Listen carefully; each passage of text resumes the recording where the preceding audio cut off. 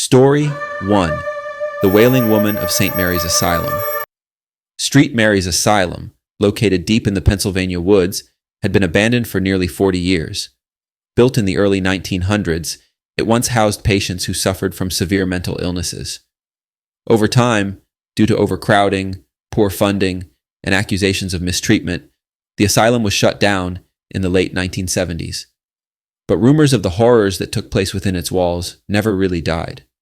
Visitors spoke of ghostly apparitions, disembodied whispers, and something even darker that seemed to lurk within its decaying structure.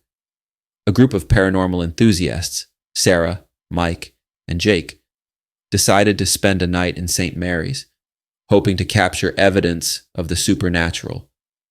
Armed with cameras, recorders, and flashlights, they entered the asylum just as the sun dipped below the horizon, casting an eerie glow over the rotting, ivy-covered facade. The air inside was heavy, thick with the smell of mold and rot, and each footstep echoed through the long, crumbling hallways. As they explored the asylum, they discovered records of a particularly disturbing case, a woman named Claire Robbins. Claire was admitted in 1932. After being found wandering the streets covered in blood, her mind fractured. According to the reports, she claimed to have killed her entire family, though no bodies were ever found. Claire had been placed in solitary confinement after attacking staff members and was said to have screamed night after night, pleading for forgiveness. She died in her cell, but her wails were said to have continued long after her death. By midnight, the group had made their way to the solitary wing where Claire had been kept. The oppressive silence of the place weighed down on them, and their flashlights flickered as they stepped into the narrow corridor. As they reached the door to Claire's cell, Sarah suddenly felt a wave of nausea and backed away, her hand trembling as she gripped the camera. Mike pushed the door open, revealing the small, windowless room where Claire had lived out her final days. Suddenly, the air grew cold, and the temperature dropped dramatically. The sound of faint sobbing echoed down the hall, sending chills down their spines. It grew louder and louder until it was a full-on wail, like someone was in immense pain. Sarah, pale and visibly shaking, turned to the others and whispered, "Do you hear that?" The wailing grew deafening, and as they turned to leave, the door slammed shut behind them with a force that rattled the walls. Panic set in as they struggled to open it, but it wouldn't budge. The sobbing stopped, replaced by heavy, labored breathing, like something, or someone, was standing right behind them. Jake, who had been silent until now, turned pale, pointing at the far corner of the room. A shadowy figure stood there, its form barely discernible but unmistakably human. A woman's voice, low and mournful, echoed through the room. "Why won't they let me rest?" Then the wailing started again, more intense than before. The walls seemed to close in on them, and the room grew darker, as though it were swallowing them whole. They never got any footage that night.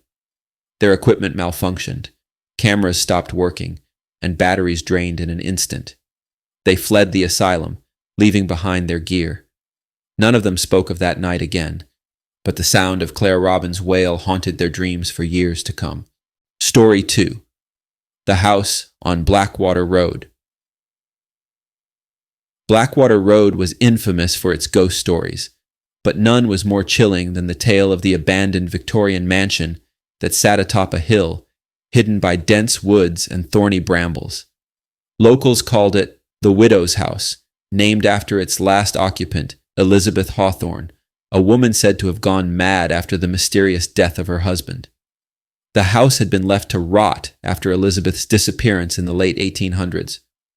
Some believed she had killed her husband and vanished into the woods, while others claimed she had never left the house at all, that her spirit lingered there, waiting for someone, anyone, to uncover the truth. In 2016, two friends, Rachel and Tom, decided to investigate the house after hearing the stories from locals during a camping trip. They found the house after hours of searching, its facade barely visible through the tangled branches that wrapped around it like a suffocating embrace. The windows were shattered, the doors rotting on their hinges, but there was something strangely inviting about the place. as though it were beckoning them inside. They stepped into the house, the wooden floorboards groaning under their weight. Dust hung in the air like fog, and the smell of decay was overpowering. Rachel couldn't shake the feeling that they were being watched, and as they moved from room to room, it became clear that the house had not been as abandoned as it seemed. Strange symbols were scrawled across the walls in what looked like dried blood. Old photographs lay scattered on the floor, images of Elizabeth Hawthorne staring blankly into the camera, her expression cold and lifeless. One photo in particular caught Rachel's attention. It was a portrait of Elizabeth standing in front of a mirror, but her reflection was different. In the mirror, Elizabeth appeared twisted, her mouth a wide, unnatural grin, her eyes blackened pits. Suddenly, there was a loud crash from upstairs. Tom and Rachel froze, their hearts pounding in their chests. Against their better judgment, they decided to investigate. As they climbed the stairs, they noticed the temperature dropping, their breath visible in the cold air. At the top of the stairs was a long hallway, lined with closed doors. A faint humming sound came from one of the rooms at the end of the hall, growing louder as they approached. They opened the door to find a small bedroom, untouched by time. A rocking chair creaked in the corner, moving as though someone had just risen from it. On the bed lay a tattered wedding dress, stained and yellowed with age. The humming stopped abruptly, and a cold gust of wind slammed the door shut behind them. Then they saw her. Elizabeth stood by the window, her back to them. Her long, black hair hung in matted strands down her back, and her pale hands clutched something in front of her. She slowly turned, revealing the object in her hands, a bloodied knife. Her face was twisted in the same grotesque smile from the photograph. She took a step toward them, her eyes empty, hollow. Tom and Rachel didn't wait to see what would happen next. They bolted from the room, tearing down the stairs and out of the house, the sound of Elizabeth's maniacal laughter echoing in their ears. They never spoke of the widow's house again, but Rachel couldn't shake the feeling that Elizabeth was still watching her, waiting for the day she would return. Story 3. The Factory of Lost Time. In the industrial outskirts of a forgotten Midwestern town stood an old, abandoned factory. The Delmar Clock Factory, once the largest manufacturer of clocks in the region, had been closed for over 50 years. Its closure had been abrupt and shrouded in mystery after a series of unexplained disappearances of workers. Locals whispered about a curse that had settled over the building, but few knew the real story. In 2009, a group of urban explorers, Derek, Lisa, and Max, decided to explore the factory after reading about its eerie history online. Armed with flashlights and cameras, they entered the crumbling structure, their footsteps echoing through the cavernous space. Rows of old machinery lay rusting and silent, while broken clocks littered the ground, their hands frozen at different times. As they ventured deeper into the factory, they noticed a strange ticking sound, as though the clocks had suddenly sprung to life. It started softly but grew louder with each passing minute surrounding them.